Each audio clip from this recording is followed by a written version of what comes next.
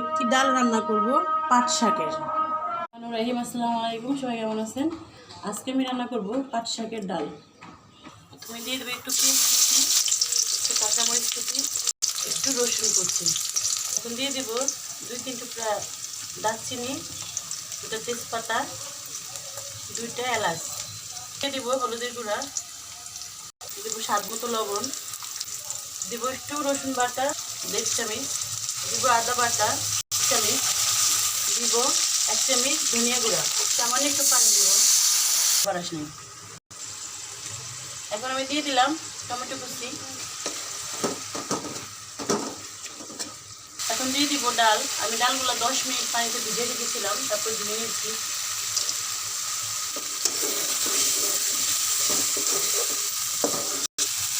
আমি এখানে একটু পানি দিয়ে ডালটাকে কষিয়ে নেব ভালো করে। এখন দিয়ে দিব পাট শাকগুলো। জান্নাত মারব। কি হয়েছে? এখানে যে যেরকম নিতে পারেন। এখানে আমার 2 মুঠো পাট শাক আছে। আমি এগুলো শাকগুলোকে একটু ছিঁড়ি নেই, মানে এটা ছিঁড়বো না, এটা তো আমি ভাজি করবো না, জাস্ট ডালে রান্না করবো।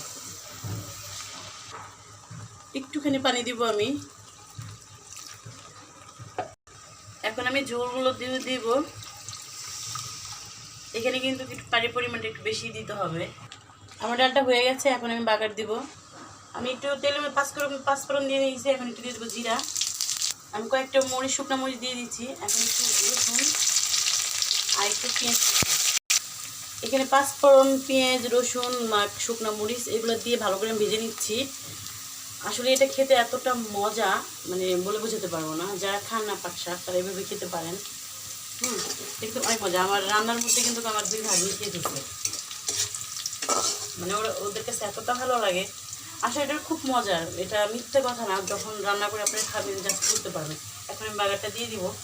নিয়েছি, এই দেখেন, এটা এরকমই পাতলা হবে।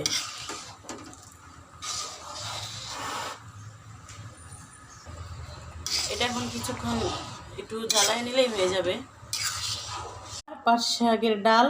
বিশ্বাস করে এই যে ঝোলটা দেখতেছেন, এই ঝোলটাই হচ্ছে মেন স্বাদের একটা জিনিস।